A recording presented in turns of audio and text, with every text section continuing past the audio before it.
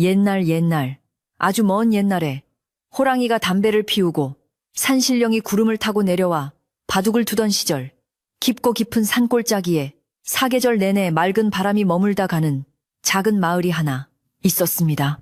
이 마을은 산세가 험하고 골짜기가 깊어 외부 사람들의 발길이 뜸했고, 덕분에 마을 사람들은 그들만의 정을 나누며 오순도순 평화롭게 살아가고 있었습니다.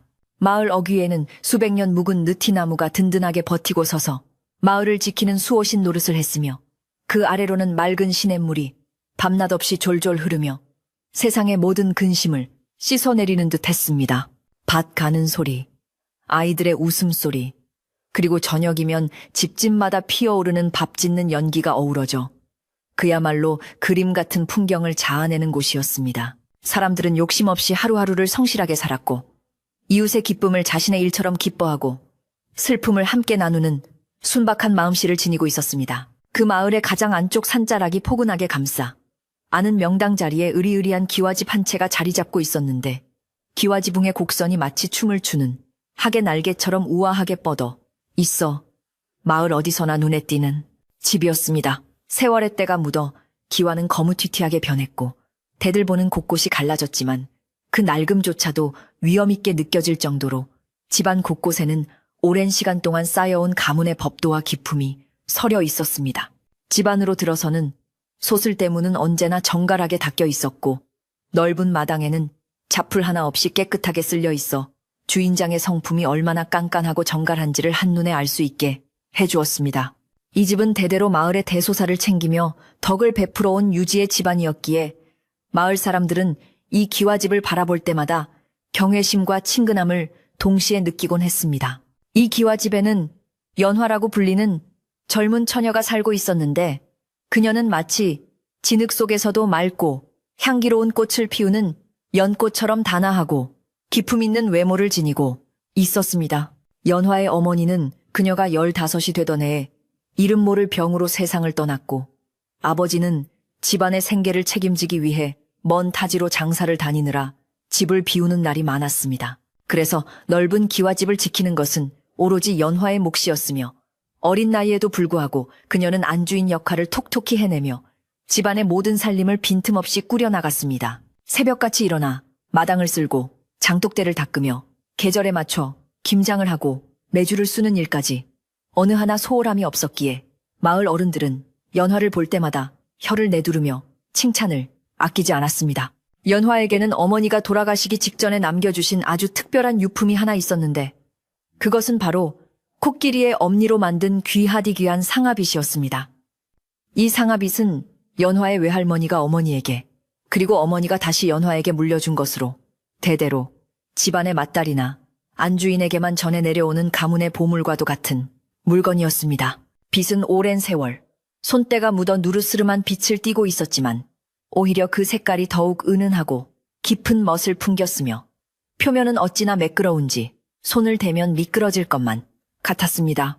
빗살 하나하나가 정교하게 다듬어져 있어 머리를 빗을 때마다 두피를 시원하게 자극해 주었고, 엉킨 머리카락도 부드럽게 풀어주는 신기한 힘을 가지고 있었습니다. 어머니는 임종을 앞두고 떨리는 손으로 연화의 손에 이 빗을 쥐어주며, 이 빗은 단순히 머리를 빗는 도구가 아니라 집안의 질서와 평화를 지키는 마음의 중심이라고 당부하셨습니다.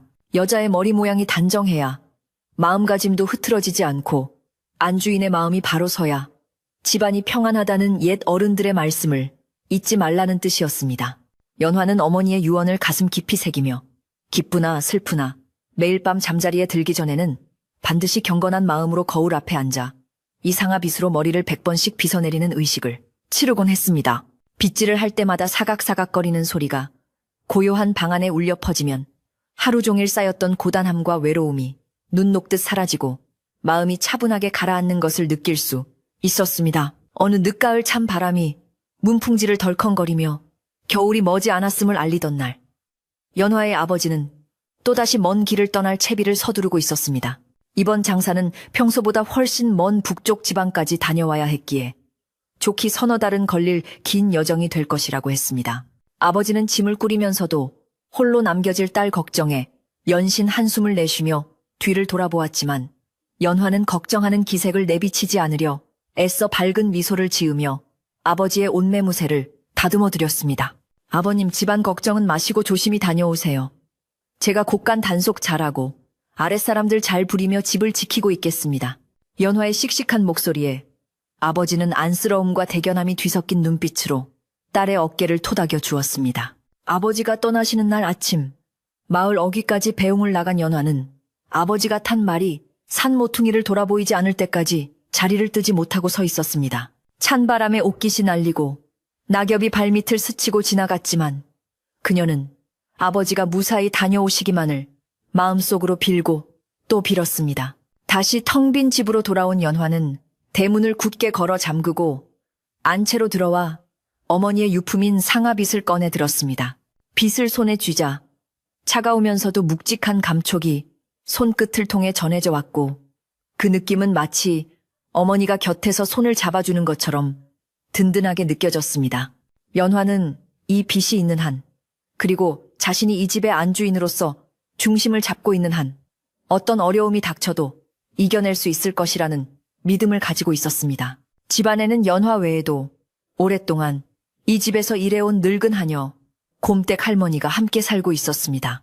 곰댁 할머니는 귀가 어두워 큰 소리로 말해야 겨우 알아듣고 허리가 굽어 걸음걸이도 느릿느릿했지만 평생을 이 집안을 위해 헌신해온 충직한 사람이었습니다. 연화가 태어날 때부터 그녀를 업어 키웠기에 연화에게는 친할머니나 다름없는 존재였고 넓은 기와집에서 유일하게 의지할 수 있는 말동무이기도 했습니다. 곰댁은 연화가 밤마다 머리를 빗는 모습을 보며 애기씨 머릿결이 비단결 같아서 참말로 곱구만요. 그 빗이 요물이긴 요물인가. 벼 빗기만 하면 윤기가 자르르 흐르니 말이여 하고 칭찬을 하곤 했습니다. 하지만 곰댁조차도 밤이 깊어지면 사랑채 구석방으로 물러가 잠을 청했기에 깊은 밤 안채를 지키는 것은 오로지 연화 혼자뿐이었습니다. 계절은 빠르게 흘러 어느덧 첫눈이 내린다는 소설이 지나고 밤의 길이가 가장 길다는 동지가 다가오고 있었습니다. 해가 떨어지면 사방은 칠흑 같은 어둠에 잠기고 산짐승들의 울음소리가 더욱 가깝게 들려와 밤의 정막을 깨뜨리곤 했습니다. 연화는 해가 지기 무섭게 집안의 모든 문단속을 철저히 하고 안방에 호롱불을 밝힌 채 바느질을 하거나 책을 읽으며 시간을 보냈습니다. 바람이 세게 부는 날이면 문풍지가 우는 소리가 마치 누군가 문을 두드리는 소리처럼 들려 가슴이 철렁 내려앉기도 했지만 그때마다 연화는 상아빗을 꺼내 머리를 빗으며 놀란 가슴을 진정시켰습니다. 빗살이 머리카락 사이를 지나갈 때 나는 규칙적인 소리는 그녀에게 세상에서 가장 편안한 자장가이자 두려움을 쫓아내는 주술과도 같았습니다. 상아빗은 단순히 머리를 정돈하는 도구를 넘어 연화에게는 일종의 분신과도 같은 존재가 되어가고 있었습니다. 기쁜 일이 있을 때는 빗질 소리가 경쾌하게 들렸고 우울하거나 걱정거리가 있을 때는 빗질 소리도 무겁고 둔탁하게 들리는 듯 했습니다. 연화는 빗을 사용한 뒤에는 반드시 깨끗한 융천으로 닦아 자개로 만든 빗접 안에 소중히 보관했으며 그 누구의 손도 타지 않도록 각별히 주의를 기울였습니다. 마을 사람들 사이에서도 연화의 상아빗에 대한 소문이 아름아름 퍼져 있었는데 사람들은 그 빗이 집안의 복을 불러오는 신비한 물건이라거나 연화의 어머니 영혼이 깃들어 있어 딸을 지켜준다는 등의 이야기를 나누곤 했습니다. 물론 그것은 뜬 소문에 불과했지만 연화가 그 빗을 얼마나 아끼는지 모르는 사람은 아무도 없었습니다. 그러던 어느 날 평소와 다름없이 집안일을 마치고 저녁 준비를 하던 연화에게 낯선 인기척이 느껴졌습니다. 대문 밖에서 누군가 헛기침을 하며 주인을 찾는 소리가 들려왔는데 그 목소리는 굵고 탁하면서도 묘하게 사람의 신경을 거스르는 듯한 느낌을 주었습니다. 연화가 조심스럽게 대문을 열어보니 보찜을 진 중년의 여인이 서 있었는데 행색은 남루했지만 눈빛만은 번들거리는 것이 예사롭지 않아 보였습니다. 여인은 자신을 먼 친척벌 되는 사람이라고 소개하며 지나가는 길에 날이 저물어 하룻밤 묵어가기를 청한다고 했습니다. 연화는 아버지가 안 계신 터라 낯선 일을 드리는 것이 꺼림칙했지만 인정 많은 성품 탓에 차마 갈 곳 없는 나그네를 내칠 수가 없어 사랑채의 빈 방을 내어주기로 했습니다. 이 낯선 손님의 등장은 고요하던 연화의 일상에 작은 파문을 일으키는 계기가 되었습니다. 손님은 다음 날이 되어도 떠날 생각을 하지 않고 오히려 집안일을 거들어주겠다며 안채를 기웃거리는 일이 잦아졌습니다. 그녀는 연화에게 과도할 정도로 친절을 베풀며 살갑게 굴었지만 연화가 잠시 자리를 비울 때면 집안의 세간살이를 유심히 살펴보거나 곳간의 열쇠가 어디에 있는지 눈여겨보는 등 수상한 행동을 보이곤 했습니다. 특히 연화가 밤마다 머리를 빗는 상아빗을 본 이후로는 그 빛에서 눈을 떼지 못하고 어머나 세상에 이렇게 고운 빛은 난생 처음 보네. 이거 어디서 난 물건이오? 한번 만져봐도 되겠소? 하며 노골적으로 관심을 드러내기 시작했습니다. 연화는 정중하게 거절하며 빛을 감추었지만 여인의 눈빛에 서린 탐욕스러운 기운을 지울 수는 없었습니다. 연화는 왠지 모를 불안감에 밤잠을 설치는 날이 늘어갔습니다. 아버지가 계셨더라면 든든했을 텐데 홀로 이 넓은 집을 지키며 수상한 손님까지 상대해야 한다는 사실이 버겁게 느껴지기도 했습니다. 하지만 그녀는 내색하지 않고 의연하게 행동하려 노력했습니다. 낮에는 더욱 부지런히 움직여 집안 구석구석을 살피고 밤에는 문단속을 평소보다 더 꼼꼼히 확인했습니다. 곰댁 할머니에게도 낯선 손님을 주의 깊게 살펴보라고 일러두었지만 귀가 어두운 할머니가 얼마나 도움이 될지는 미지수였습니다. 연화는 자신이 약해지면 집안 전체가 흔들릴 수 있다는 생각에 마음을 다잡고 어머니가 남겨주신 상아빗을 보며 용기를 얻으려 했습니다. 어머니 저를 지켜주세요.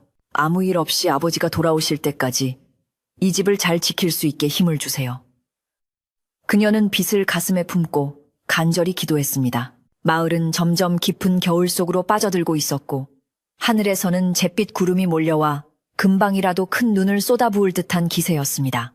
마을 앞 개울물도 꽁꽁 얼어붙어 흐름을 멈추었고 산새들도 추위를 피해 둥지 속으로 몸을 숨긴 채 울음소리를 그쳤습니다. 세상의 모든 것이 숨을 죽이고 있는 듯한 고요 속에서 연화의 기와 집만이 홀로 깨어 있는 듯했습니다.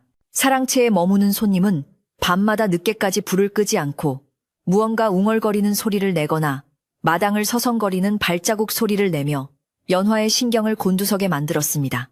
연화는 혹시라도 그 여인이 딴 마음을 먹고 있는 것은 아닌지, 집안의 귀중한 물건을 탐내고 있는 것은 아닌지 의심을 거둘 수가 없었습니다. 상아빗은 여전히 연화의 곁을 지키며 그녀의 머릿결을 곱게 다듬어 주었지만 왠지 모르게 빛의 온도가 예전보다 차갑게 느껴지는 것은 연화의 기분 탓일까요? 빗질을 할 때마다 들리던 경쾌한 소리도 조금은 날카롭고 예민하게 들리는 듯 했습니다. 연화는 빛이 자신의 불안한 마음을 읽고 있는 것 같아 더욱 조심스럽게 빗을 다루었습니다. 빗살 사이사이에 낀 머리카락을 한 올 한 올 떼어내며 그녀는 마음속의 잡념과 두려움도 함께 털어내려 애썼습니다. 이 빗은 단순한 물건이 아니라 어머니의 혼이 담긴 성물이나 다름없었기에 빗의 변화는 곧 자신에게 닥칠 위험을 예고하는 신호일지도 모른다는 생각이 들었습니다. 그러던 어느 날 밤, 유난히 바람이 거세게 불어 마당의 감나무 가지가 심하게 흔들리던 밤이었습니다. 연화는 잠자리에 들기 전 습관처럼 상아빗을 꺼내 거울 앞에 앉았습니다. 호롱불 아래 비친 자신의 얼굴은 근심으로 인해 다소 수척해 보였지만 눈빛만은 여전히 맑고 강인했습니다. 그녀가 빗을 머리에 대고 천천히 빗어내리자 머리카락에서 정전기가 일어 타닥타닥 소리가 났습니다. 그 소리가 마치 누군가 속삭이는 소리처럼 들려 연화는 깜짝 놀라 뒤를 돌아보았지만 방 안에는 아무도 없었습니다. 단지 창호지 문 밖으로 어른거리는 그림자 하나가 스치듯 지나갔을 뿐이었습니다. 연화는 가슴을 쓸어내리며 다시 빗질을 시작했지만 등 뒤에서 느껴지는 서늘한 시선을 떨쳐버릴 수가 없었습니다. 연화는 다음 날 아침 사랑채에 머무는 여인을 찾아가 이제 그만 길을 떠나달라고 정중하게 부탁하기로 마음먹었습니다. 더 이상 불안 속에서 지낼 수는 없는 노릇이었고 아버지가 돌아오시기 전까지 집안을 평온하게 유지하는 것이 자신의 임무라고 생각했기 때문입니다. 하지만 그 여인이 순순히 물러날지는 알 수 없는 일이었습니다. 그녀의 탐욕스러운 눈빛과 수상한 행동들은 이미 선을 넘고 있었고 어쩌면 그녀는 이 집안의 무언가를 확실하게 노리고 들어온 것일지도 모른다는 의심이 확신으로 바뀌어가고 있었습니다. 연화는 굳게 닫힌 방문을 바라보며 깊은 한숨을 내쉬었습니다. 과연 이 평화로운 기와집에 닥쳐올 폭풍을 그녀 혼자 힘으로 막아낼 수 있을까요? 마당 한 구석에 쌓아둔 장작더미 위로 하얀 눈송이가 하나둘 떨어지기 시작했습니다. 첫눈이었습니다. 예년 같으면 첫눈이 오는 것을 보며 설레는 마음으로 강아지처럼 뛰어다녔을 테지만 지금 연화의 마음은 눈보라치는 벌판처럼 춥고 시리기만 했습니다. 그녀는 옷깃을 여미며 하늘을 올려다보았습니다. 회색빛 하늘에서 춤추듯 내려오는 눈송이들이 마치 앞으로 닥칠 시련을 예고하는 듯 어지럽게 흩날리고 있었습니다. 연화는 다시 한번 마음을 다잡으며 안채로 발걸음을 옮겼습니다. 무슨 일이 있어도 어머니가 남겨주신 이 집과 상아빈만은 반드시 지켜내리라 다짐하며 그녀는 차가운 문고리를 잡았습니다. 문이 열리면서 끼익 하는 소리가 고요한 마당에 길게 울려 퍼졌습니다. 방으로 들어온 연화는 빗접을 열어 상아빗이 무사한지 확인했습니다. 다행히 빗은 그 자리에 얌전히 놓여 있었지만 어쩐지 빗의 색깔이 어제보다 조금 더 붉은 빛을 띠는 것 같아 보였습니다. 착각일까요? 아니면 호롱불빛에 반사되어 그렇게 보이는 것일까요? 연화는 빗을 들어 자세히 살펴보았지만 특별히 달라진 점은 찾을 수 없었습니다. 하지만 그녀의 손끝에 닿는 빗의 감촉은 여전히 서늘했고 마치 살아있는 생명체처럼 미세하게 떨리고 있는 듯한 느낌마저 들었습니다. 연화는 빗을 가슴에 품고 조용히 눈을 감았습니다. 두려워하지 말자. 나는 이 집의 주인이다. 스스로에게 주문을 걸듯 속삭이며 그녀는 다가올 밤을 준비했습니다. 밤이 깊어지자 눈발은 더욱 굵어졌고 바람소리는 짐승의 울음소리처럼 사나워졌습니다. 온 세상이 하얗게 덮여가는 가운데 기와 집의 불빛만이 외로운 섬처럼 깜빡이고 있었습니다. 연화는 잠을 이루지 못하고 뒤척이다가 문득 밖에서 들리는 부스럭거리는 소리에 귀를 기울였습니다. 그것은 바람소리도 눈 쌓이는 소리도 아니었습니다. 분명 누군가 눈을 밟으며 조심스럽게 움직이는 발자국 소리였습니다. 소리는 사랑채 쪽에서 시작되어 안채 쪽으로 점점 가까워지고 있었습니다. 연화의 심장이 쿵쾅거리기 시작했습니다. 그녀는 이불을 걷어차고 일어나 문 쪽으로 다가갔습니다. 과연 문 밖에는 누가 서 있는 것일까요? 문틈으로 스며드는 찬바람이 연화의 뺨을 때렸습니다. 그녀는 숨을 죽이고 문 밖의 동태를 살폈습니다. 그림자가 문 앞을 서성거리는 것이 느껴졌습니다. 문고리를 잡으려는 듯 달그락거리는 소리도 들렸습니다.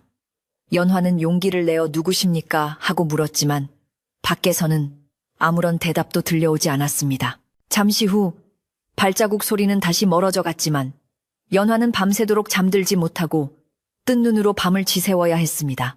그날 밤 연화의 머리맡에 놓인 상아빗은 어둠 속에서 홀로 희미한 빛을 발하며 주인의 곁을 지키고 있었지만 그 빛은 어딘지 모르게 슬프고 애처로워 보였습니다. 날이 밝자마자 연화는 마당으로 나가보았습니다.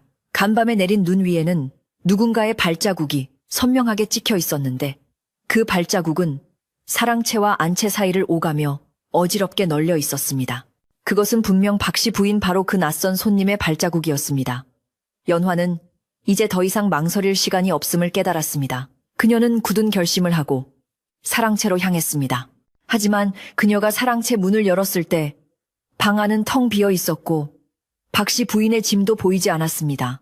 혹시나 하는 마음에 안채로 돌아온 연화는 쏘스라치게 놀라고 말았습니다. 빗접이 열려 있었고 그토록 소중히 여기던 상아, 빛이 감쪽같이 사라져버린 것입니다. 연화의 눈앞이 캄캄해졌습니다. 연화의 가슴이 쿵 하고 내려앉는 소리가 텅 빈 방 안을 가득 메우는 듯했습니다.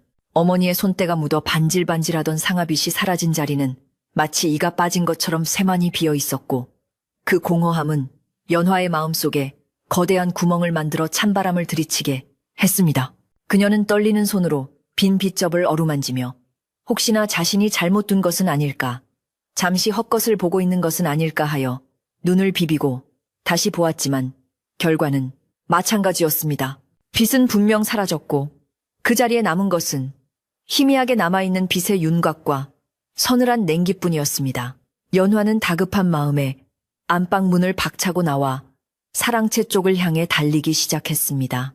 눈 쌓인 마당을 가로지르는 그녀의 발걸음은 다급했고 하얀 눈 위에는 그녀의 불안과 초조함이 고스란히 찍혀 나갔습니다. 사랑채 문이 활짝 열려 있고 방 안이 비어 있었기에 도망친 것이라 생각했지만 부엌 쪽에서 달그락거리는 그릇 소리가 들려왔습니다. 부엌 문을 벌컥 열자 그곳에는 도망친 줄 알았던 박씨 부인이 아무런 일도 없었다는 듯 태연하게 아침상을 차리고 있었습니다.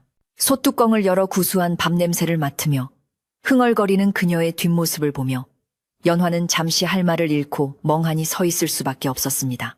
박씨 부인은 인기척을 느끼고 뒤를 돌아보더니 연화의 사색이 된 얼굴을 보고는 눈을 동그랗게 뜨며 천연덕스럽게 물었습니다.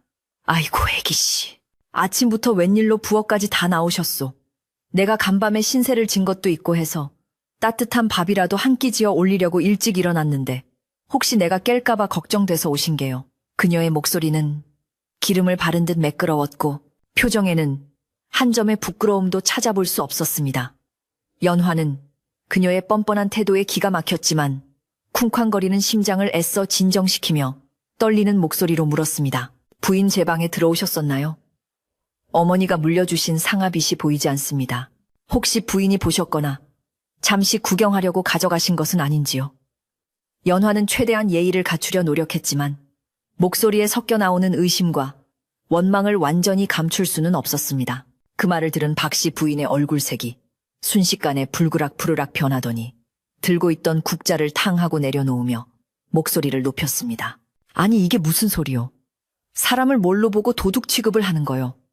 내가 아무리 남의 집에 얹혀 사는 신세라지만 엄연히 뼈대 있는 집안의 자손인데 어찌 그런 망발을 하시오. 내가 아침 일찍 일어나 밥 짓고 국 끓이는 동안 부엌 문턱 한 번 넘은 적 없는데 생사람 잡지 마시오.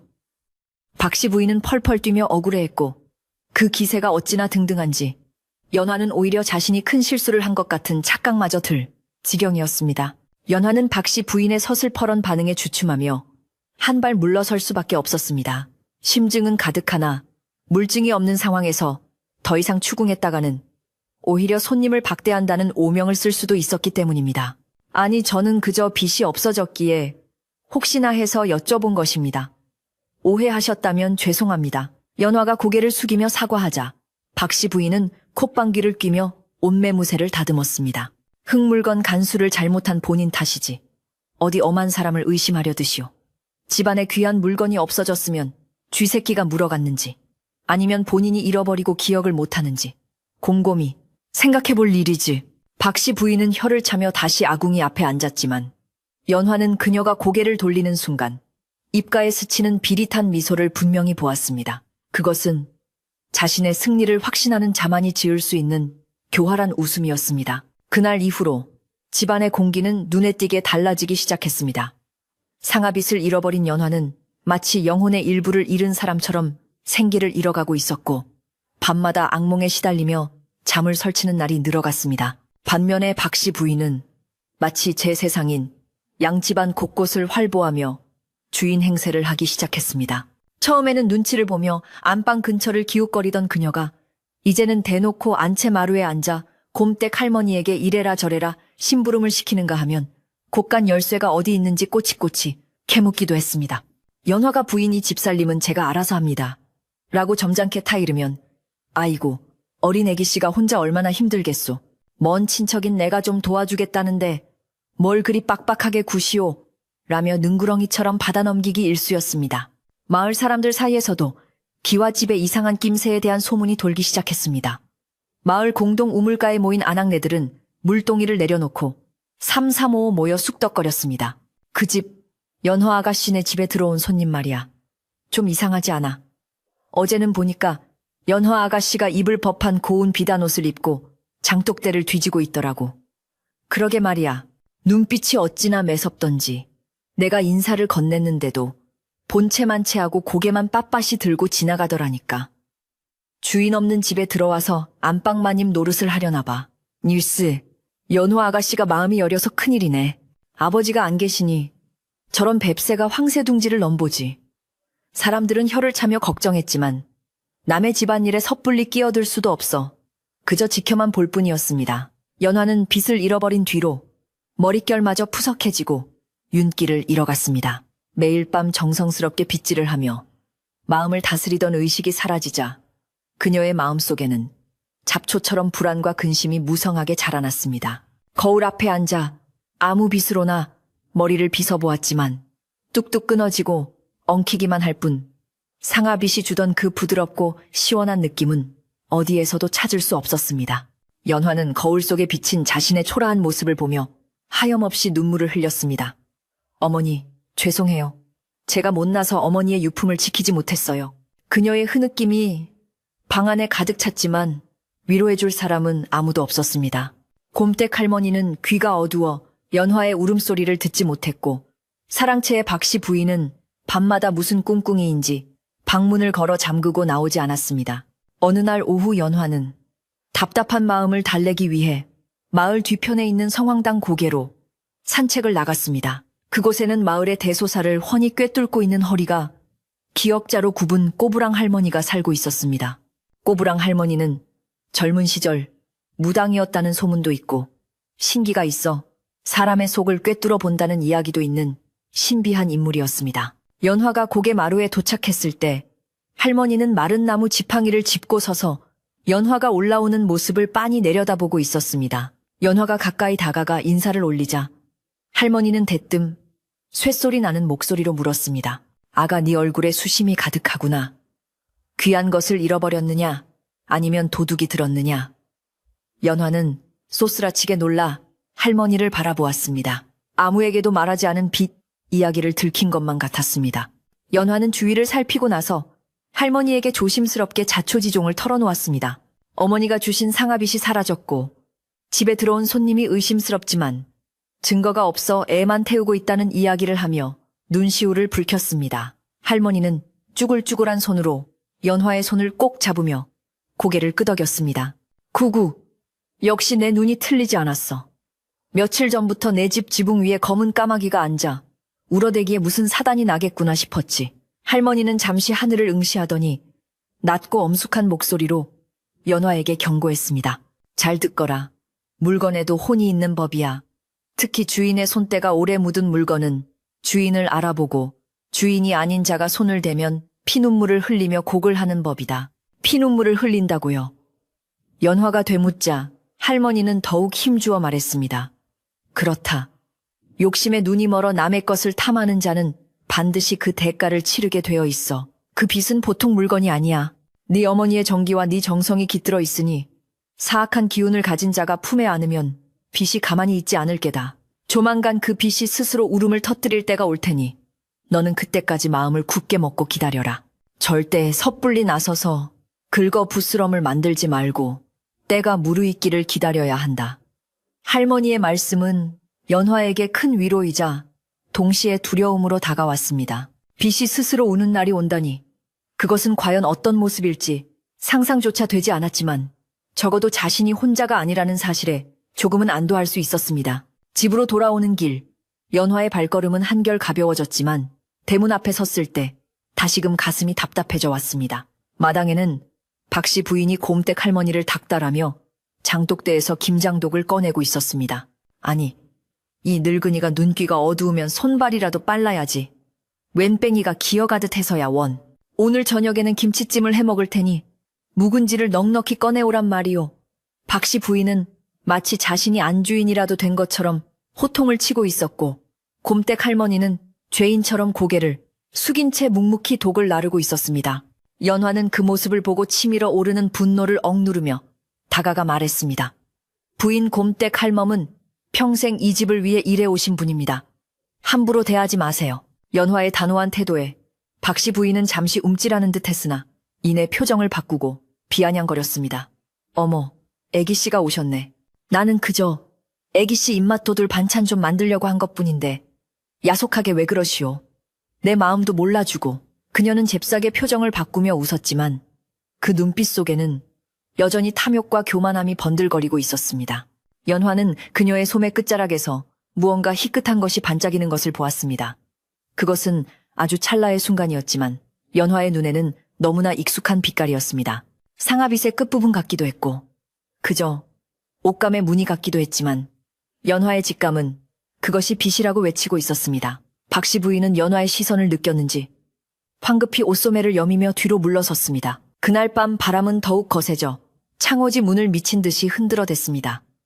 연화는 할머니의 말씀을 되새기며 잠자리에 들었지만 신경은 온통 사랑채 쪽으로 쏠려 있었습니다. 밤이 깊어지자 박씨 부인이 머무는 방에서 기이한 소리가 들려오기 시작했습니다. 처음에는 쓱쓱 하는 빗질 소리 같기도 하더니 이내 끙끙 앓는 소리로 바뀌었고 나중에는 무엇인가를 벅벅 긁는 듯한 소리가 들려왔습니다. 연화는 숨을 죽이고 귀를 기울였습니다. 그것은 단순히 잠꼬대라고 하기에는 너무나 고통스럽고 기괴한 소리였습니다. 박씨 부인이 훔쳐간 빗으로 머리를 빗고 있는 것이 분명했습니다. 하지만 왜 저런 소리를 내는 것일까요? 할머니의 말씀대로 빗이 정말 피눈물을 흘리고 있는 것일까요? 박씨 부인의 방 안에서는 실제로 믿을 수 없는 일이 벌어지고 있었습니다. 모두가 잠든 시각, 그녀는 품속에 숨겨두었던 상아빗을 꺼내 들었습니다. 며칠 동안 빗을 훔쳐놓고도 연화의 눈치가 보여 마음껏 써보지 못했던 터라 오늘 밤에야말로 기필코 이 신비한 빗으로 머리를 빗어보리라 마음먹었던 것입니다. 흥개지바위 하나 속이는 건 식은 죽 먹기지. 이 빗만 있으면 내 머리도 비단결이 되고 나도 이 집 안방마님처럼 고와질 거야. 그녀는 탐욕스러운 미소를 지으며 거울 앞에 앉아 헝클어진 머리카락을 풀었습니다. 호롱불 아래서 상아빗은 유난히 영롱한 빛을 발하며 그녀를 유혹하고 있었습니다. 박씨 부인은 떨리는 손으로 빗을 머리에 갖다 대었습니다.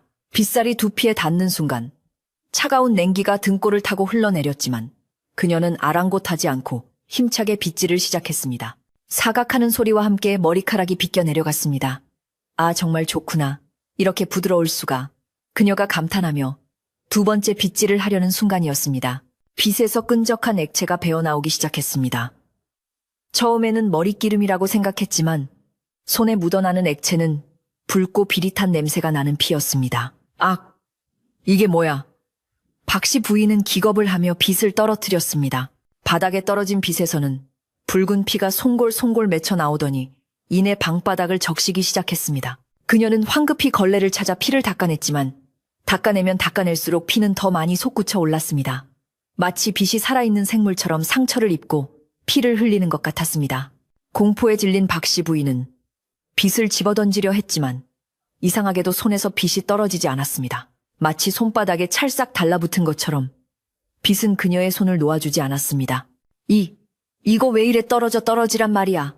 그녀가 발버둥을 칠수록 빗은 더욱 붉게 빛나며 그녀의 손을 조여왔습니다. 방 안은 비릿한 피냄새와 그녀의 거친 숨소리로 가득 찼고 창밖의 바람소리는 마치 그녀를 비웃는 귀신의 웃음소리처럼 들려왔습니다. 다음날 아침, 연화는 퇴한 눈으로 방문을 나섰습니다. 밤새 들려오던 기괴한 소리 때문에 한숨도 자지 못한 탓이었습니다. 마당에 나가보니 사랑채 문은 굳게 닫혀 있었고 안에서는 인기척조차 들리지 않았습니다. 평소 같으면 벌써 나와서 설칠 박씨 부인이었지만 오늘은 쥐 죽은 듯 조용했습니다. 연화는 조심스럽게 사랑채 쪽으로 다가갔습니다. 문틈으로 붉은 기운이 새어나오는 것 같은 착각이 들 정도로 방 안에서는 불길한 기운이 뿜어져 나오고 있었습니다. 연화는 할머니의 경고를 떠올렸습니다. 때가 되면 빗이 스스로 울음을 터뜨릴 것이다. 이제 그 시기가 다가오고 있음을 직감한 연화는 주먹을 꽉 쥐었습니다. 박씨 부인은 방 안에서 이불을 뒤집어쓰고 떨고 있었습니다. 밤새 피와 사투를 벌이느라 온몸이 파김치가 되었고 옷과 이불에는 붉은 얼룩이 낭자했습니다. 다행히 날이 밝자 빗에서 나오던 피는 멈추었지만 빗은 여전히 붉게 물든 채 그녀의 베개맡에 놓여 있었습니다. 그녀는 이 요물단지를 당장이라도 내다 버리고 싶었지만 그랬다가는 자신이 훔쳤다는 사실을 들키게 될 것이고 무엇보다 이 귀한 물건에 대한 미련을 버릴 수가 없었습니다. 밤에만 그러는 걸 거야. 낮에는 괜찮을 거야. 그녀는 스스로를 위로하며 빗을 헝겊에 꽁꽁 싸서 깊숙한 곳에 숨겼습니다. 하지만 그녀의 손은 여전히 덜덜 떨리고 있었고 눈동자는 불안하게 흔들리고 있었습니다. 이 무렵 마을에는 또 다른 소문이 돌기 시작했습니다. 밤마다 연환의 집 사랑채에서 귀신 곡하는 소리가 들린다는 소문이었습니다. 지나가던 나그네가 들었다는 소문도 있었고 밤늦게 마실 다녀오던 이웃집 총각이 들었다는 말도 있었습니다. 그 집 사랑채에 묵는 손님이 귀신이 들렸나 봐. 아니야. 그 집터가 새서 그런 거야. 흉흉한 소문은 삽시간에 마을 전체로 퍼져나갔고 사람들은 연환의 집 근처를 지날 때마다 걸음을 재촉하거나 부적을 붙이고 지나가기도 했습니다. 연환은 이런 소문이 돌수록 더욱 침착해지려 노력했습니다. 이제 곧 진실이 밝혀질 것이라는 믿음이 있었기 때문입니다. 그리고 며칠 뒤 마을의 대보름 잔치가 열리는 날이 다가왔습니다. 이날은 마을 사람 모두가 모여 달집을 태우고 소원을 비는 날이었기에 박씨 부인도 더 이상 방 안에만 숨어 있을 수는 없었습니다. 정월 대보름이 다가오면서 마을은 축제 분위기로 들썩이기 시작했습니다. 사람들은 산에 올라가 솔가지를 꺾어오고 논두렁에 모여 달집을 짓느라 분주하게 움직였습니다. 아이들은 쥐불놀이 깡통을 만드느라 여념이 없었고 아낙네들은 오곡밥과 나물을 준비하며 웃음꽃을 피웠습니다. 마을 전체가 다가올 풍요와 안녕을 기원하며 활기에 차 있었지만 유독 연화의 기와집만이 깊은 침묵 속에 잠겨 있었습니다. 집안을 감싸고 있는 공기는 무겁고 차가웠으며 담장 너머로 들려오는 사람들의 흥겨운 소리조차 이 집의 높은 담벼락을 넘지 못하고 흩어지는 듯 했습니다. 마당의 눈은 아직 녹지 않았고 처마 밑에는 고드름이 날카로운 이빨처럼 매달려 있어 보는 이로 하여금 서늘함을 느끼게 했습니다. 박씨 부인은 그날 밤의 공포스러운 경험 이후로 방 밖으로 나오는 것을 극도로 꺼렸습니다. 그녀는 하루 종일 방문을 걸어 잠그고 이불 속에 파묻혀 있었는데 빗에서 흘러나온 피를 본 충격이 가시지 않았기 때문입니다. 하지만 그녀를 더욱 괴롭히는 것은 빗에 대한 미련과 공포 사이의 갈등이었습니다. 분명 그 빗은 요물이 틀림없었지만 그 영롱한 상아 빛깔과 매끄러운 감촉을 생각하면 도저히 포기할 수가 없었습니다. 그녀는 빗을 싼 천을 장롱 깊숙한 곳에 넣어두고도 수시로 꺼내보며 안절부절 못했습니다. 내가 헛것을 본 게야. 피곤해서 그런 걸 거야. 이렇게 귀한 물건이 그럴 리가 없어. 그녀는 스스로에게 최면을 걸듯 중얼거렸지만 손끝에 남아있는 비릿한 피냄새는 아무리 씻어도 지워지지 않는 것 같았습니다. 연화는 박씨 부인의 수상한 행동을 예의주시하고 있었습니다. 사랑채 근처를 지날 때마다 느껴지는 불길한 기운과 가끔씩 들려오는 끙끙 앓는 소리는 그녀의 의심을 더욱 확신으로 만들어 주었습니다. 특히 빨래터에 나갔다가 박씨 부인이 몰래 내다버린 옷가지를 발견했을 때 연화의 심장은 쿵 하고 내려앉았습니다. 그 옷가지에는 붉은 얼룩이 묻어 있었는데 아무리 봐도 김치 국물이나 염료 자국이 아니었습니다. 그것은 시간이 지나 검붉게 변해버린 핏자국이었습니다. 연화는 그 옷을 들고 한참을 서서 생각에 잠겼습니다. 빗을 훔쳐간 것이 박씨 부인이라는 것은 이제 명백한 사실이었고 그 빗이 그녀에게 어떤 해를 끼치고 있다는 것도 짐작할 수 있었습니다. 하지만 연화는 서두르지 않기로 했습니다. 섣불리 나섰다가는 박씨 부인이 발뺌을 하거나 오히려 연화를 모함할 수도 있었기 때문입니다. 어느 날 오후 연화는 곰댁 할머니가 끓여준 약차를 들고 사랑채 문 앞에 섰습니다. 부인 몸이 편찮으시다는 이야기를 듣고 차를 좀 가져왔습니다. 문 좀 열어보시지요. 연화가 조용히 부르자 방 안에서는 잠시 부산스런 소리가 들리더니 한참 만에야 문이 빼꼼히 열렸습니다. 문틈 사이로 보이는 박씨 부인의 얼굴은 며칠 사이에 반쪽이 되어 있었습니다. 눈 밑은 거무죽죽했고 입술은 바짝 말라 있었으며 머리카락은 헝클어져 있어 예전에 기세등등하던 모습은 온데간데 없었습니다. 박씨 부인은 연화의 눈을 똑바로 쳐다보지 못하고 시선을 피하며 퉁명스럽게 말했습니다. 고맙지만 됐소. 그냥 좀 피곤해서 그러니 쉬게 내버려 두시오. 그녀는 황급히 문을 닫으려 했지만 연화는 문틈으로 그녀의 손을 똑똑히 보았습니다. 손가락 끝이 붉게 물들어 있었고 손톱 밑에는 아직 닦아내지 못한 핏자국이 선명하게 남아 있었습니다. 연화는 문이 닫힌 뒤에도 한동안 그 자리에 서서 사랑채를 응시했습니다. 박씨 부인의 손에 묻은 붉은 자국은 빗이 흘린 피눈물임이 틀림없었습니다. 할머니의 말씀대로 빗은 주인이 아닌 자의 손에서 고통스러워하며 울고 있었던 것입니다. 연화는 가슴이 미어지는 듯한 아픔을 느꼈습니다. 어머니의 소중한 유품이 더러운 욕심에 의해 더럽혀지고 있다는 사실이 견딜 수 없이 괴로웠습니다. 하지만 동시에 연화의 마음속에는 단단한 결의가 싹트기 시작했습니다. 다가오는 대보름날 마을 사람들 모두가 모이는 그 자리에서 모든 진실을 밝히고 빗을 되찾아오리라 다짐했습니다. 그날은 달이 가장 밝게 떠오르는 날이니 어둠 속에 숨겨진 추악한 진실도 달빛 아래 낱낱이 드러날 것이라 믿었습니다. 대보름 전날 밤 마을은 내일 있을 축제 준비로 늦게까지 불이 꺼지지 않았습니다. 집집마다 오곡밥 짓는 냄새가 진동했고 풍물패의 연습 소리가 멀리서 들려와 흥을 돋우었습니다. 그러나 박씨 부인의 방 안은 여전히 냉랭한 침묵만이 감돌고 있었습니다. 그녀는 장롱 깊숙한 곳에서 빗을 꺼내 다시 한번 확인했습니다. 며칠 동안 건드리지 않았더니 빗은 다시 깨끗한 상아색을 띠고 있었고 핏자국도 보이지 않았습니다. 박씨 부인은 안도의 한숨을 내쉬었습니다. 그럼 그렇지. 그날 밤은 내가 너무 피곤해서 헛것을 본 게야. 아님 이 빗이 낯을 가리느라 잠시 심술을 부린 게지. 그녀의 탐욕은 공포를 이기고 다시 고개를 들기 시작했습니다.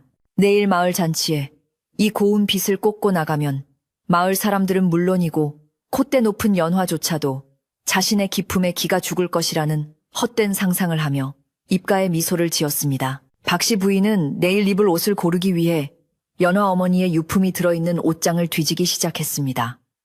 연화가 잠든 틈을 타 몰래 안채로 숨어 들어온 것입니다. 그녀는 고운 비단 저고리와 치마를 꺼내 몸에 대보며 거울 앞에서 요리조리 비춰보았습니다. 이 정도면 나도 어디 가서 양반집 마님 소리 듣기 딱 좋겠어. 연화 그 계집애는 너무 어려서 이런 옷에 태가 안 나지. 그녀는 남의 물건을 훔치고도 죄책감은커녕 오히려 자신이 이 물건들의 진정한 주인인 양착각에 빠져 있었습니다. 그녀의 눈에는 욕심이 가득 차올라 이성이 들어설 자리가 없었습니다. 그녀는 내일 아침 일찍 일어나 머리를 곱게 빗고 훔친 옷을 차려입은 뒤 보란듯이 사람들 앞에 나설 계획을 세웠습니다. 한편 연화는 잠자리에 들지 않고 정화수를 떠놓고 기도를 올리고 있었습니다. 달빛이 창호지를 뚫고 들어와 그녀의 간절한 얼굴을 비추었습니다. 어머니, 내일은 부디 제가 용기를 낼 수 있게 도와주세요. 저 사악한 욕심으로부터 우리 집과 빚을 지킬 수 있게 힘을 주세요. 연화의 기도는 밤새도록 이어졌습니다. 그녀는 알고 있었습니다. 내일이 바로 모든 것을 바로잡을 수 있는 마지막 기회라는 것을. 만약 내일도 빚을 되찾지 못한다면 빚은 영영 그 빛을 잃고 삿된 기운에 잠식당할지도 모른다는 두려움이 엄습했지만 연화는 억지로 그 두려움을 떨쳐내려 애썼습니다. 그녀는 빚이 자신을 기다리고 있음을 빚이 보내는 무언의 신호를 느낄 수 있었습니다. 다음 날 아침, 마침내 정월 대보름날이 밝았습니다. 하늘은 구름 한 점 없이 맑고 파랬으며 아침부터 마을 전체가 들썩거렸습니다. 마을 회관 앞 넓은 마당에는 커다란 달집이 세워졌고 풍물패가 꽹과리와 징을 울리며 마을을 돌기 시작했습니다. 지신밟기요. 지신밟기 잡귀는 물러가고 만복은 들어오소. 흥겨운 가락 소리가 연환의 기와집 담장을 넘어 들어왔습니다. 연환은 일찍 일어나 목욕재개를 하고 어머니가 생전에 즐겨 입으시던 수수한 무명 치마 저고리를 꺼내 입었습니다. 비록 화려하지는 않았지만 단정하고 기품 있는 차림새였습니다. 그녀는 마음을 가다듬고 사랑채 쪽을 바라보았습니다. 이제 곧 박씨 부인이 나올 시간이었습니다. 사랑채 문이 열리고 박씨 부인이 모습을 드러냈습니다. 그녀의 모습은 가관이었습니다. 연화 어머니의 붉은 비단 치마에 초록 저고리를 입고 얼굴에는 하얗게 분칠을 하여 나이를 감추려 애쓴 흔적이 역력했습니다. 그리고 무엇보다 그녀의 머리에는 연화가 그토록 찾아 헤매던 상아빗이 꽂혀 있었습니다. 햇살을 받은 상아빗은 눈부시게 빛났지만 어딘지 모르게 서늘한 기운을 풍기고 있었습니다. 박씨 부인은 짐짓 우아한 척하며 마당으로 걸어 나왔습니다. 그녀는 연화를 보고 흠칫 놀라는 듯 했으나 이내 뻔뻔한 표정으로 인사를 건넸습니다. 애기씨, 오늘 마을 잔치에 같이 가시죠. 나도 오랜만에 바깥바람 좀 쐬고 싶어서 이렇게 차려입었소. 그녀는 자신이 훔친 옷과 빚을 하고도 전혀 부끄러워하는 기색이 없었습니다. 연화는 박씨 부인의 머리에 꽂힌 빚을 보자마자 가슴이 철렁 내려앉았지만 겉으로는 내색하지 않고 차분하게 대답했습니다. 네 부인, 마침 잘 되었습니다. 저도 같이 가려던 참이었습니다. 연화의 눈빛은 그 어느 때보다 차갑게 가라앉아 있었지만 박씨 부인은 자신의 치장에 도취되어 연화의 표정을 읽지 못했습니다. 두 사람은 나란히 대문을 나섰습니다. 마을 사람들 눈에는 화려하게 치장한 박씨 부인과 수수한 차림의 연화가 대조적으로 보였지만 깊은 면에서는 오히려 연화가 박씨 부인을 압도하고 있었습니다. 사람들은 쑥덕거리며 두 사람을 바라보았습니다. 어머, 저 여자 머리에 꽂은 빗 좀 봐. 저거 연화네 어머니 유품 아니야. 그러게 옷도 안방마님 옷 같은데 저 여자가 왜 저걸 입고 있지? 사람들의 의심 어린 눈초리가 쏟아졌지만 박씨 부인은 그것을 부러움의 시선으로 착각하고 고개를 더욱 빳빳이 들었습니다. 마을 광장에 도착하자 이미 많은 사람이 모여 잔치를 즐기고 있었습니다. 떡과 술이 돌고 사람들은 둥글게 모여 춤을 추며 흥을 돋우고 있었습니다. 박씨 부인은 사람들 틈을 파고들며 자신의 자태를 뽐내려 했습니다. 아이고, 박서방님 오랜만이오. 최진사댁 마님도 오셨네. 그녀는 마치 자신이 이 마을의 안주인이라도 된 것처럼 여기저기 인사를 건네고 다녔습니다. 하지만 빚은 그녀의 머리 위에서 점점 무거워지고 있었습니다. 처음에는 기분 탓인가 싶었지만 시간이 지날수록 빚이 머리를 짓누르는 듯한 압박감이 느껴졌습니다. 마치 커다란 돌덩이를 이고 있는 것처럼 목이 뻣뻣해지고 어깨가 결려왔지만 박씨 부인은 체면 때문에 애써 고통을 참으며 웃음을 잃지 않으려 노력했습니다. 그때였습니다. 풍물패의 장단이 빨라지고 사람들이 환호성을 지르며 달집 태우기를 준비할 무렵 박씨 부인의 머리에서 이상한 일이 벌어지기 시작했습니다. 그녀의 정수리 부근에서 붉은 액체가 한 방울씩 배어나오더니 이내 주르륵 흘러내려 그녀의 하얀 분칠, 한 얼굴 위로 떨어졌습니다. 어머나 이게 뭐야. 옆에 있던 아낙네가 비명을 질렀습니다. 박씨 부인은 깜짝 놀라 이마를 닦았지만 손에 묻어난 것은 선명한 핏자국이었습니다. 아니, 이게 당황한 박씨 부인이 허둥지둥하는 사이 빗에서는 본물 터지듯 피가 쏟아져 나오기 시작했습니다. 붉은 피는 그녀의 얼굴을 뒤덮고 고운 비단 저고리까지 적시며 뚝뚝 떨어졌습니다. 주변에 있던 사람들은 기겁하며 뒤로 물러섰습니다. 세상에, 사람 머리에서 피가 솟구친다. 귀신이다. 귀신이 붙었다. 순식간에 잔치마당은 아수라장이 되었고 흥겨운 풍물 소리도 뚝 그쳤습니다. 박씨 부인은 공포에 질려 비명을 지르며 머리에서 빗을 빼내려 했지만 빗은 마치 뿌리라도 내린 듯 꼼짝도 하지 않았습니다. 살려주세요. 이거 안 빠져요. 누가 좀 도와주세요. 그녀가 발악하며 머리를 쥐어뜯었지만 빗은 더욱 깊숙이 파고들며 피를 뿜어댈 뿐이었습니다. 그녀의 처절한 비명소리가 마을 광장에 울려 퍼졌고 사람들은 공포에 질려 아무도 다가가지 못한 채 발만 동동 구르고 있었습니다. 이 끔찍한 광경을 지켜보던 연화가 조용히 앞으로 나섰습니다. 그녀의 표정은 두려움 없이 단호했습니다. 연화는 피범벅이 된 채 바닥에 주저앉아 떨고 있는 박씨 부인에게 다가갔습니다. 비켜주세요. 제가 하겠습니다. 연화의 목소리는 작았지만 그 안에 담긴 위험은 사람들을 압도했습니다. 사람들이 홍해 갈라지듯 길을 터주자 연화는 박씨 부인 앞에 섰습니다. 박씨 부인은 피눈물로 범벅이 된 눈으로 연화를 올려다보며 애원했습니다. 애기씨, 제발 이것 좀 빼줘요. 내가 잘못했소. 다시는 안 그럴 테니 제발. 그녀의 목소리는 공포와 고통으로 떨리고 있었습니다. 연화는 말없이 박씨 부인의 머리에 손을 뻗었습니다. 신기하게도 연화의 손이 가까이 다가가자 미친 듯이 솟구치던 피가 조금씩 잦아들기 시작했습니다. 연화가 조심스럽게 빗을 잡자 그토록 단단하게 박혀있던 빗이 스르르 힘을 풀고 그녀의 손으로 넘어왔습니다. 빗이 연화의 손에 들어오자마자 거짓말처럼 피가 멈추었고 빗에 묻어있던 피도 순식간에 사라지며 본래의 깨끗한 상아색으로 돌아왔습니다. 이를 지켜보던 마을 사람들은 모두 숨을 죽이고 이 믿을 수 없는 광경을 목격했습니다. 꼬부랑 할머니가 군중 속에서 지팡이를 짚고 나오며 큰 소리로 외쳤습니다. 보아라, 물건이 주인을 알아보고 가짜 주인에게 벌을 내린 게 다 하늘이 무섭지 않더냐. 박씨 부인은 빗이 빠져나간 자리를 감싸 쥐고 털썩 주저앉았습니다. 머리카락은 흉하게 뜯겨나갔고 얼굴과 옷은 피투성이가 되어 몰골이 말이 아니었습니다.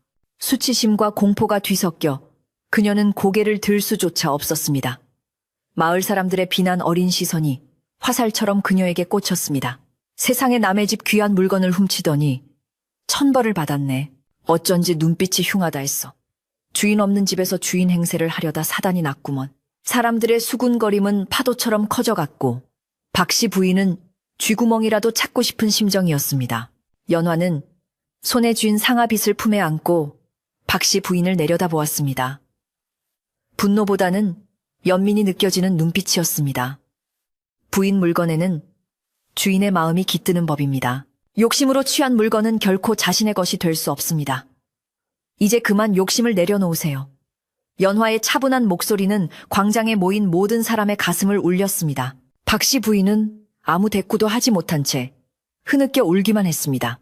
그녀의 탐욕이 부른 참극은 만천하에 드러났고 그녀가 쌓아 올린 거짓된 권위는 모래성처럼 무너져 내렸습니다. 달집이 타오르기 시작했습니다. 거대한 불길이 밤하늘로 치솟으며 어둠을 몰아내고 광장을 대낮처럼 환하게 비추었습니다. 타닥타닥 타오르는 불꽃 소리와 함께 사람들의 환호성이 다시 터져나왔지만 박씨 부인의 귀에는 그 소리가 자신을 꾸짖는 천둥소리처럼 들렸습니다. 연화는 불타오르는 달집을 바라보며 어머니의 빚을 꼭 쥐었습니다. 빚에서는 따뜻한 온기가 전해져 왔고 마치 어머니가 잘했다. 내 딸아, 정말 잘했다라고 속삭이는 것 같았습니다. 연화의 눈에서 참았던 눈물이 한 방울 흘러내려 볼을 타고 흘렀습니다. 그것은 슬픔의 눈물이 아니라 긴장과 두려움을 이겨낸 안도의 눈물이자 집안을 지켜낸 긍지의 눈물이었습니다. 소동이 가라앉은 후 마을 어른들은 박씨 부인을 어떻게 처리할지 논의했습니다. 당장 마을에서 쫓아내야 한다는 의견이 지배적이었지만 연화는 그녀에게 마지막 자비를 베풀기로 했습니다. 날이 밝는 대로 이 마을을 떠나주십시오. 그리고 다시는 이곳에 발을 들이지 마십시오. 연화의 말에 박씨 부인은 감히 고개를 들지도 못하고 연거푸 절을 하며 사죄했습니다. 고맙습니다, 애기씨. 정말 죽을 죄를 지었습니다. 내일 당장 떠나겠습니다. 그녀는 피 묻은 옷을 추스르며 비틀거리는 걸음으로 어둠 속으로 사라졌습니다. 그녀의 뒷모습은 처량하기 그지없었지만 아무도 그녀를 동정하지 않았습니다. 축제는 밤늦도록 계속되었습니다. 달은 쟁반같이 둥글게 떠올라 마을을 비추었고 사람들은 애군을 쫓아낸 기쁨에 취해 더욱 신명나게 놀았습니다. 연화는 집으로 돌아와 곰댁 할머니가 데워놓은 따뜻한 방에 앉았습니다. 방 안에는 다시 평화로운 정적이 감돌았습니다. 그녀는 빗접을 열어 상아빗을 제자리에 놓았습니다. 빗은 언제 그랬냐는 듯 맑고 투명한 빛을 내며 얌전히 누워 있었습니다.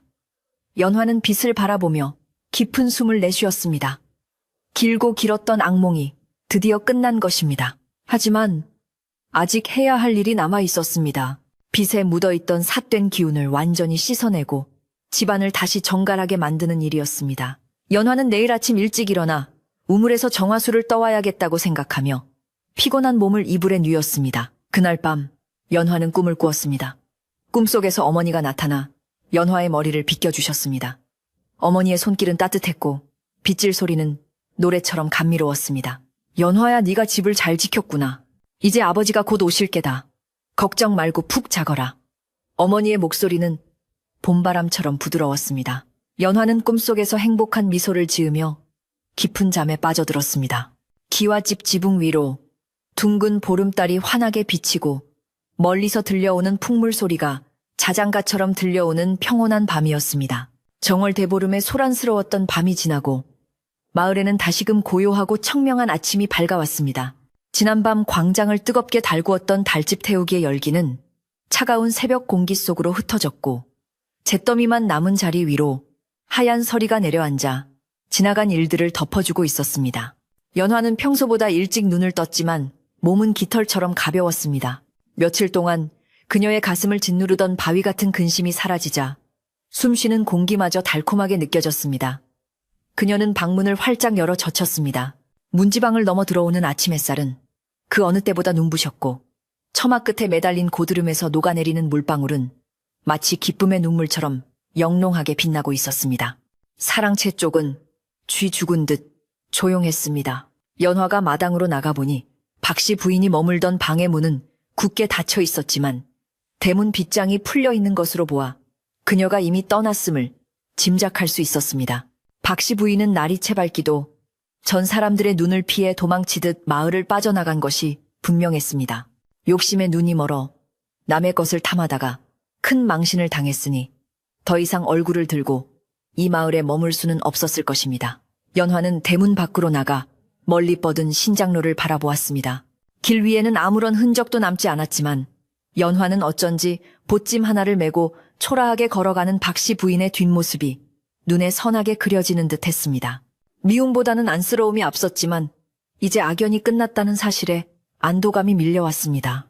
연화는 안채로 돌아와 제일 먼저 어머니의 상아빗을 꺼냈습니다. 지난밤 붉은 피를 흘리며 울부짖던 빗은 언제 그랬냐는 듯 본래의 은은한 유백색을 되찾아 얌전히 놓여 있었습니다. 하지만 연화는 빗에 남아있을지 모르는 삿된 기운과 박씨 부인의 탐욕스러운 손때를 깨끗이 씻어내야겠다고 생각했습니다. 그녀는 부엌으로 가서 맑은 물을 한 대야 떠오고 소금을 한 줌 준비했습니다. 예로부터 소금은 나쁜 기운을 쫓고 부정을 씻어내는 힘이 있다고 전해져 내려왔기 때문입니다. 연화는 대청마루에 앉아 경건한 마음으로 물에 소금을 풀고 부드러운 면포에 소금물을 적셔 빗을 닦기 시작했습니다. 나쁜 것은 물러가고 맑은 기운만 남으소서. 어머니의 따뜻한 마음만 이 빗에 머무소서. 연화는 주문을 외우듯 나지막이 속삭이며 빗살 하나하나를 정성스럽게 닦아냈습니다.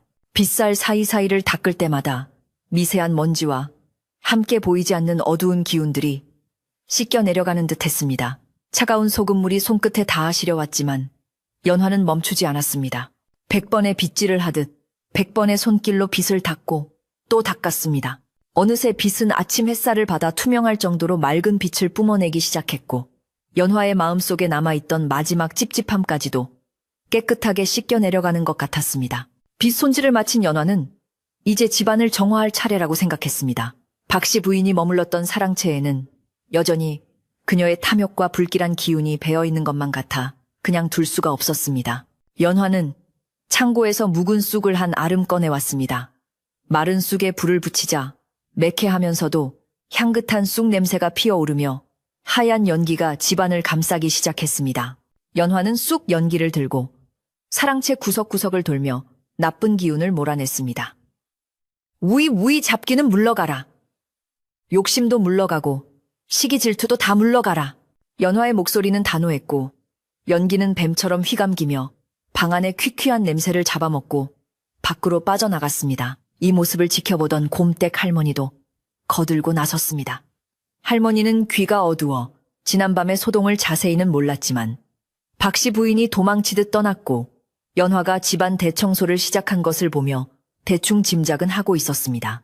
아이고 속이 다 시원하다. 그 옆편내 눈초리가 뱀눈 같아서 내내 마음에 안 들더니만 결국 제 발로 나갔구먼. 할머니는 빗자루를 들고 나와 마당을 씩씩하게 쓸기 시작했습니다. 사락사락사리 빗자루가 땅을 긁는 소리가 경쾌하게 울려 퍼졌습니다. 마당에 쌓여있던 묵은 눈과 먼지들이 할머니의 빗자루질에 밀려나가고 깨끗한 흙바닥이 드러나자 집안은 한결 환해진 느낌이 들었습니다. 점심때가 되자 곰댁 할머니는 부엌에서 팥죽을 쑤기 시작했습니다. 붉은 팥은 귀신을 쫓고 애군을 막아준다는 믿음이 있었기에 오늘 같은 날에는 딱 어울리는 음식이었습니다. 가마솥에서 팥이 삶아지며 보글보글 끓는 소리가 정겹게 들려왔고 구수한 팥 냄새가 집안 가득 퍼지자 차갑게 얼어붙었던 집안의 공기가 따뜻하게 녹아내렸습니다. 연화는 아궁이 앞에 앉아 불을 떼며 타오르는 불꽃을 바라보았습니다. 장작이 타닥타닥 타오르는 소리는 마치 박수 소리처럼 들렸고 붉은 불빛은 연화의 얼굴을 발그레하게 물들였습니다. 이제야 비로소 집이 살아있는 것 같았고 예전의 평화로운 일상으로 돌아왔음이 실감났습니다. 연화와 곰댁 할머니는 대청마루에 마주 앉아 갓 쑤어낸 뜨거운 팥죽을 먹었습니다. 새알심이 동동 뜬 붉은 팥죽. 한 그릇을 비우자 몸속 깊은 곳까지 뜨끈한 기운이 퍼져나갔습니다. 애기씨 많이 드셔요. 그동안 맘고생하느라 얼굴이 반쪽이 됐구먼. 이제 나쁜 귀신도 다 물러갔으니 좋은 일만 있을게요. 할머니의 투박하지만 정겨운 위로에 연화는 빙그레 웃으며 고개를 끄덕였습니다. 네 할머니, 덕분에요. 이제 아버지만 오시면 우리 식구 모두 모여 더 맛있는 거 해먹어요.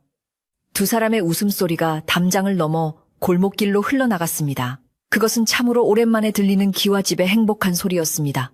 한편 마을 사람들도 연화네 집의 평화를 반가워했습니다. 우물가에 모인 아낙네들은 아침 일찍 박씨 부인이 사라졌다는 소식을 나누며 혀를 찼습니다. 역시 사람은 마음을 곱게 써야 해. 남의 물건 탐내다가 그 꼴이 날 줄 누가 알았겠어. 그래도 연화 아가씨가 마음이 넓어서 그냥 보냈지 관아에 고발했으면 곤장깨나 맞았을 거야. 사람들은 연화의 덕망을 칭찬하며 기와집에 다시 맑은 기운이 돌아온 것을 기뻐했습니다. 밤마다 들리던 기괴한 곡소리가 사라지고 대신 밥 짓는 연기와 사람 사는 냄새가 풍겨오자 이웃 사람들도 안심하고 집 앞을 지나다닐 수 있게 되었습니다. 흉흉했던 소문은 봄눈 녹듯 사라지고 그 자리에 교훈이 담긴 옛 이야기 하나가 새로 쓰이게 된 셈이었습니다. 오후가 되자 연화는 볕이 잘 드는 장독대에 올라가 장독 뚜껑을 열었습니다. 겨우내 갇혀있던 장들이 햇볕을 쐬고 숨을 쉴 수 있게 해주기 위해서였습니다. 반질반질 윤이 나는 항아리들이 나란히 줄지어 서 있는 모습은 언제 봐도 든든했습니다. 연화는 깨끗한 행주로 항아리를 하나하나 닦으며 마음속으로 다짐했습니다. 이제 다시는 이 집의 질서를 흐트러뜨리지 않으리라. 아버지가 피땀 흘려 지켜온 이 터전을 내 힘으로 굳건히 지켜내리라. 그녀의 손길은 더욱 야무져졌고 눈빛은 깊고 단단해졌습니다. 시련을 겪고 난 뒤 땅이 더 단단해지듯 연화 역시 이번 일을 통해 한 뼘 더 성장해 있었습니다. 해가 뉘엿뉘엿 서산으로 넘어가고 저녁 노을이 하늘을 붉게 물들이기 시작했습니다. 마을의 굴뚝마다 저녁 짓는 연기가 모락모락 피어올랐고 까치들이 둥지를 찾아 날아가는 평화로운 풍경이 펼쳐졌습니다. 연화는 마당에 빨랫줄에 널어둔 빨래를 걷었습니다. 바람에 잘 마른 빨래에서는 햇볕 냄새와 바람 냄새가 났습니다. 뽀송뽀송한 빨래를 개키며 연화는 문득 아버지가 보고 싶어졌습니다. 지금쯤 어디 계실까? 혹시 눈길에 고생은 안 하고 계실까? 하지만 예전처럼 불안하거나 슬프지는 않았습니다. 집안이 평안해졌으니 아버지도 곧 무사히 돌아오실 거라는 믿음이 가슴 한구석에 자리 잡고 있었기 때문입니다. 밤이 찾아오자 사방은 다시 고요한 어둠에 잠겼습니다. 하지만 며칠 전에 공포스럽고 칠흑 같았던 어둠과는 달랐습니다. 달빛은 은은하게 마당을 비추고 있었고 창호지 문 너머로 새어나오는 호롱불빛은 따뜻하고 아늑해 보였습니다. 연화는 하루 일과를 마치고 안방으로 들어왔습니다. 깨끗하게 정돈된 방, 향긋한 쑥 냄새가 희미하게 남아있는 공기, 그리고 제자리를 지키고 있는 상아빛. 모든 것이 완벽하게 제자리를 찾았습니다. 연화는 거울 앞에 앉아 빗접을 열었습니다. 이제는 두려움 없이, 아니, 오히려 설레는 마음으로 빗을 들어 올릴 수 있었습니다. 연화는 머리를 풀고 천천히 빗질을 시작했습니다. 사각, 사각, 사각. 상아 빗이 머릿결을 타고 내려가는 소리는 마치 고요한 숲속에서 들리는 낙엽 밟는 소리처럼 편안하고 규칙적이었습니다. 빗질할 때마다 머리카락에서 윤기가 흘렀고 엉킨 마음의 실타래도 스르르 풀려나갔습니다. 빗도 주인의 손길을 반기는 듯 손에 착 감기며 부드럽게 움직였습니다. 그래, 바로 이 느낌이야.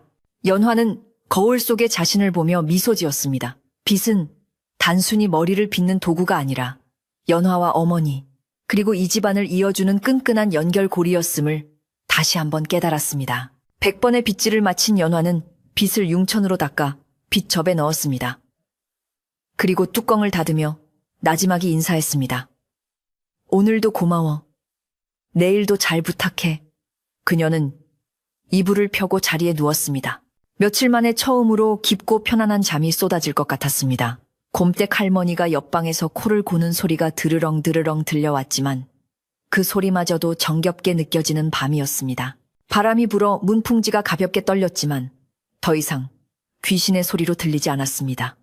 그저 겨울바람이 지나가는 소리일 뿐이었습니다. 그 시각 마을 어기산 모퉁이에는 누군가가 등불을 들고 걸어오고 있었습니다. 말발굽 소리가 따각따각 규칙적으로 울리며 고요한 밤의 정적을 깨뜨리고 있었습니다. 먼 길을 돌아 수많은 고개를 넘어 마침내 집으로 돌아오는 발걸음이었습니다. 연화는 꿈결 속에서 그 소리를 들은 듯 잠시 뒤척였지만 이내 편안한 표정으로 깊은 잠에 빠져들었습니다. 집안을 지키는 든든한 상아빛이 그녀의 머리맡에서 영롱한 빛을 내며 그녀의 꿈을 지켜주고 있었기 때문입니다. 모든 것이 제자리로 돌아온 밤. 기와집은 그 어느 때보다 깊고 평화로운 휴식에 잠겨 있었습니다. 겨울이 깊어갈수록 추위는 매서웠지만 연화의 기와집 마당에는 벌써부터 봄이 오는 소리가 들리는 듯 했습니다. 박씨 부인이 떠나고 집안을 정화한 뒤로 꽁꽁 얼어붙었던 땅 밑에서 새싹이 돋아나듯 집안 곳곳에 생기가 돌기 시작했기 때문입니다. 연화는 아침 일찍 일어나 마당을 쓸고 장독대를 닦으며 하루를 시작했습니다. 빗자루가 바닥을 스치는 소리는 경쾌했고 장독 뚜껑에 내려앉은 아침 이슬은 보석처럼 반짝였습니다. 이제 더 이상 밤마다 들려오던 기괴한 소리에 귀를 기울일 필요도 없었고 누군가의 눈치를 보며 방문을 걸어 잠글 필요도 없었습니다.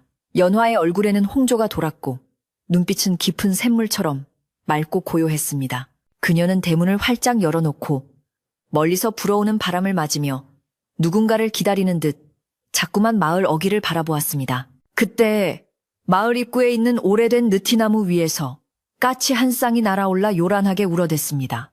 까치까치 설날은 어저께고요. 노래 가사처럼 반가운 손님이 오려나 보다 생각하며 연화가 미소를 짓는 순간 저 멀리 신장로 끝에서 흙먼지가 피어오르는 것이 보였습니다.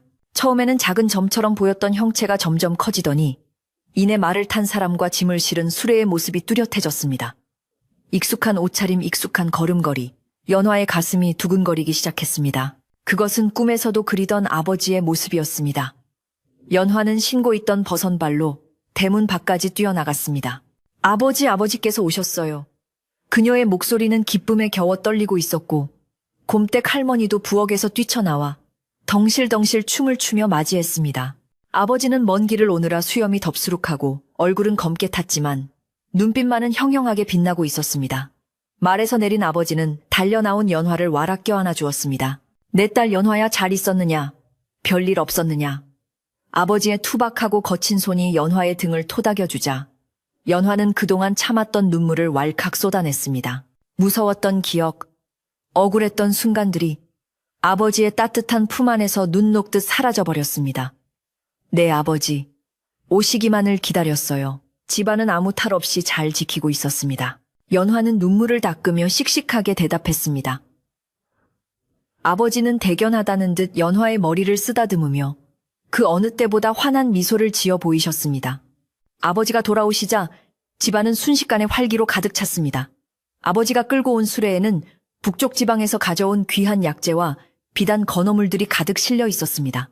마을 사람들도 아버지의 귀한 소식을 듣고 하나둘씩 모여들어 인사를 건넸습니다. 아이고, 김대감님, 무사히 다녀오셨구려. 이번 장사는 재미 좀 보셨소. 덕분에 무탈하게 다녀왔습니다. 우리 연화가 집단속은 잘했는지 모르겠소. 아버지는 사람들에게 넉넉한 인심을 베풀며 가져온 물건들을 조금씩 나누어 주었습니다. 마을 사람들은 연화가 겪었던 일을 알기에 아버지가 돌아온 것을 제일처럼 기뻐하며 덕담을 아끼지 않았습니다. 기와집 마당은 다시금 사람들의 웃음소리와 정겨운 대화로 시끌벅적해졌습니다. 짐 정리가 어느 정도 끝나고 날이 저물자 아버지와 연화는 따뜻한 아랫목에 마주 앉았습니다. 곰댁 할머니는 아버지가 좋아하시는 음식으로 상다리가 휘어지게 저녁상을 차려내왔습니다. 김이 모락모락 나는 쌀밥에 구수한 된장찌개, 노릇노릇하게 구운 조기, 그리고 각종 산나물들이 입맛을 돋우었습니다. 아버지는 숟가락을 들기 전에 연화의 얼굴을 가만히 들여다보셨습니다. 떠날 때보다 한층 더 성숙해진 딸의 모습에서 아버지는 연화가 그동안 겪었을 마음고생을 짐작할 수 있었습니다. 연화야, 내가 없는 동안 무슨 일이 있었던 게냐? 내 눈빛이 예전보다 훨씬 깊어졌구나. 아버지는 부드럽게 물으셨습니다. 연화는 조심스럽게 지난 몇 달간 있었던 일들을 아버지에게 털어놓았습니다. 박씨 부인의 방문부터 시작해 상아빗이 사라진 일 밤마다 들려오던 기이한 소리, 그리고 정월 대보름날 광장에서 있었던 빗의 심판까지 하나도 빠짐없이 차분하게 이야기했습니다. 이야기를 듣는 내내 아버지의 표정은 굳어지기도 하고 놀라기도 했지만 끝까지 묵묵히 딸의 말을 경청해 주었습니다. 연화가 빗을 되찾고 박씨 부인을 용서해 보낸 이야기로 끝을 맺자 아버지는 긴 한숨을 내쉬며 고개를 끄덕이셨습니다. 그런 일이 있었구나. 내 어머니가 남긴 빚이 너와 이 집을 지켰구나. 그리고 네가 그 빚의 진정한 주인이 되었음이 증명된 게야. 아버지는 잠시 눈을 감고 생각에 잠기시더니 품속에서 작은 꾸러미 하나를 꺼내 연화에게 건네주셨습니다. 이것을 받아라. 북쪽 장터에서 우연히 구한 것인데 왠지 내게 주어야 할 것 같아 사온 것이다. 연화가 조심스럽게 꾸러미를 풀어보니 그 안에는 맑고 투명한 옥으로 만든 손거울이 들어 있었습니다. 거울 뒷면에는 장수를 상징하는 거북이와 학이 정교하게 새겨져 있어 한눈에 봐도 예사 물건이 아니었습니다. 상아빛이 너의 마음을 정돈해준다면 이 옷거울은 너의 맑은 마음을 비춰줄 것이다. 이제 이 두 가지 보물을 가지고 이 집안의 안주인으로서 당당하게 살아가거라. 아버지의 말씀에 연화는 가슴이 벅차올라 거울을 품에 안고 감사의 인사를 올렸습니다. 저녁 식사는 그 어느 때보다 따뜻하고 풍성했습니다. 아버지와 연화 그리고 곰댁 할머니까지 셋이 둘러앉아 밥을 먹으며 그동안 못다한 이야기를 나누었습니다. 아버지는 먼 타지에서 겪었던 재미난 일화들을 들려주셨고 연화와 할머니는 그 이야기에 귀를 기울이며 웃음꽃을 피웠습니다. 방 안은 온기로 가득 찼고 창호지 문 밖에는 차가운 겨울바람이 불고 있었지만 방 안의 사람들에게는 그 소리마저도 아늑한 자장가처럼 들렸습니다. 곰댁 할머니는 이제 주인 어른이 오셨으니 두 다리 뻗고 자겠네. 귀신이고 뭐고 얼씬도 못할 테니 말이여. 하며 껄껄 웃으셨습니다. 그 웃음소리에 집안 구석구석에 숨어있던 어둠이 모두 물러가는 듯 했습니다. 식사를 마친 후 아버지는 피곤하셨는지 일찍 잠자리에 드셨습니다. 연화는 아버지의 이부자리를 봐드리고 방문을 조심스럽게 닫고 나왔습니다. 대청마루에 서서 하늘을 올려다보니 밤하늘에는 별들이 쏟아질 듯이 총총히 박혀 있었습니다. 북두칠성이 기와지붕 위에 걸려 있었고 은하수가 강물처럼 흐르고 있었습니다. 연화는 깊은 숨을 들이마셨습니다. 차가운 공기가 폐부 깊숙이 들어와 머리를 맑게 해주었습니다. 이제 정말 모든 것이 제자리로 돌아왔습니다. 아버지는 안방에 빗은 빗접에 그리고 연화는 이 집의 중심에 서 있었습니다. 평화란 거창한 것이 아니라 바로 이렇게 각자의 자리를 지키며 조화롭게 살아가는 것임을 연화는 깨달았습니다. 연화는 자신의 방으로 돌아와 다시 경대 앞에 앉았습니다. 그리고 아버지에게 선물 받은 옷거울을 꺼내 옆에 놓고 빗접에서 상아빗을 꺼냈습니다. 빗과 거울이 나란히 놓이자 방 안이 환해지는 것 같은 착각이 들었습니다. 상아의 부드러운 유백색과 옥의 푸른 빛깔이 어우러져 신비로운 조화를 이루고 있었기 때문입니다. 연화는 먼저 옷거울을 들어 자신의 얼굴을 비춰보았습니다. 거울 속의 연화는 더 이상 불안에 떠는 어린 소녀가 아니었습니다. 시련을 이겨내고 단단해진 기품 있는 여인의 모습이 그곳에 있었습니다. 그녀는 거울 속의 자신을 향해 옅은 미소를 지어 보였습니다. 이어서 연화는 상아빗을 들어 머리를 빗기 시작했습니다.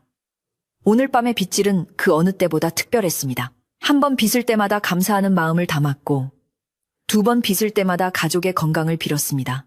사각사각 빗질 소리가 고요한 방 안에 울려 퍼졌습니다. 예전에는 이 소리가 외로움을 달래주는 소리였다면 지금은 평화와 행복을 확인하는 소리였습니다.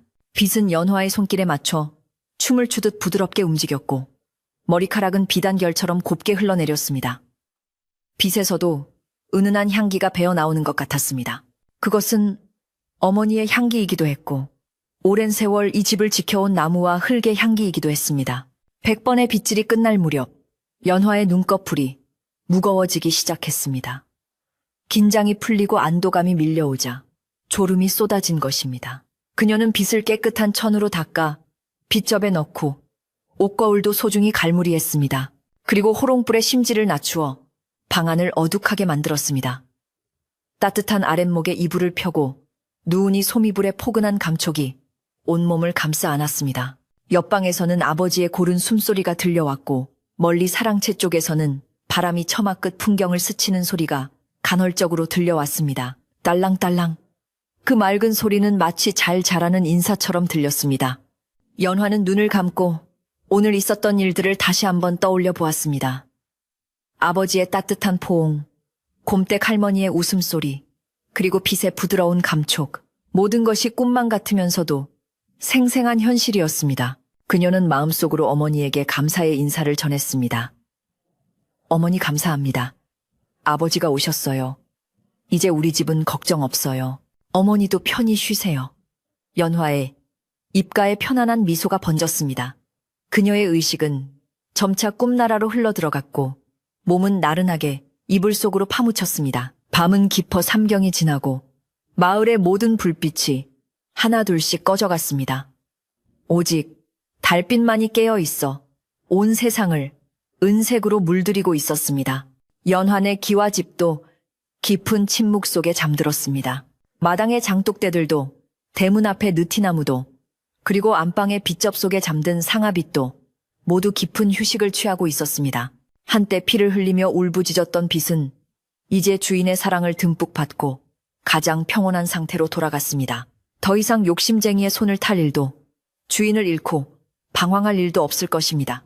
빗은 내일 아침 다시 연화의 손에 들려 그녀를 가장 아름답게 빛내줄 준비를 하며 조용히 숨을 고르고 있었습니다. 마을을 감싸고 있는 산새는 어머니의 품처럼 넉넉했고 그 위로 흐르는 바람은 아버지의 숨결처럼 든든했습니다. 옛날 어느 산골 마을 맑은 바람이 불던 날에 시작된 이야기는 이렇게 따뜻한 결말을 맺었습니다. 욕심을 부리면 화를 입고 마음을 바르게 쓰면 복이 온다는 평범한 진리는 연화의 상아 빗을 통해 다시 한번 증명되었습니다. 이제 이 이야기는 마을 사람들의 입을 통해 전해지며 잠 안 오는 아이들의 머리맡에서 고단한 하루를 마친 어른들의 술자리에서 오래오래 기억될 것입니다. 연화가 빗질을 멈추고 잠이 든 것처럼 이제 여러분도 하루의 근심과 걱정을 모두 내려놓을 시간입니다. 상아빗이 나쁜 기운을 걸러내고 윤기 나는 머릿결만 남기듯 오늘 밤 여러분의 꿈자리도 맑고 고운 일들로만 가득 채워지기를 바랍니다. 바람소리도 자장가로 변하고 달빛도 이불이 되어 덮어주는 이 밤. 세상 모든 것이 평화로운 잠의 세계로 빠져듭니다.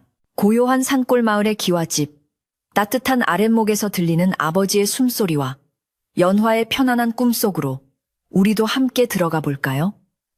내일 아침이면 밝은 해가 떠오르고 또다시 새로운 희망이 빗질처럼 가지런하게 우리를 기다리고 있을 테니까요. 그러니 이제 무거운 눈꺼풀을 닫고 깊고 깊은 단잠에 드시길 바랍니다. 안녕히 주무세요. 편안한 밤 되세요.